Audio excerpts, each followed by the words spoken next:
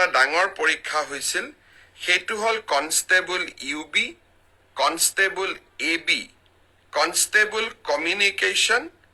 আৰু sub officer fire and emergency service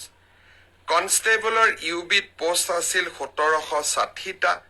constable এবিত post আছিল 2301টা constable কমিউনিকেশ্যনত post আছিল 466টা আৰু সাব অফিচাৰ ফায়াৰ সাৰ্ভিসত পোষ্ট আছিল মাত্ৰ এটা এই গোটেই পৰীক্ষাটোৰ ইতিমধ্যে পিএছটি আৰু পিইটি কমপ্লিট হল এই পৰীক্ষাটোৰ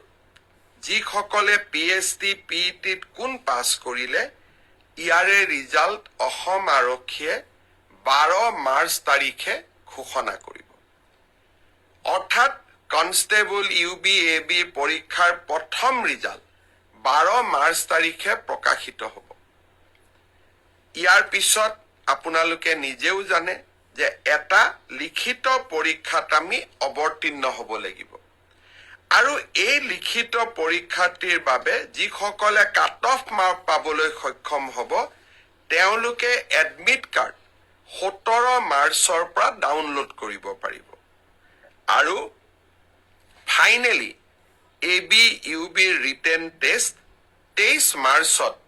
অনুষ্ঠিত হ'ব ইয়াৰ পিছত অসম আৰক্ষীত ড্ৰাইভাৰৰ 667টা পোষ্টৰ বাবে পিএছটি আৰু পিইটি অনুষ্ঠিত হৈছিল এই ড্ৰাইভাৰৰো পিএছটি পিইটিৰ পৰীক্ষাৰ ৰিজাল্ট অহা পৰহি দিনাখন অৰ্থাৎ 4 মাৰ্চ তাৰিখে অসম আৰক্ষীয়ে ঘোষণা কৰিব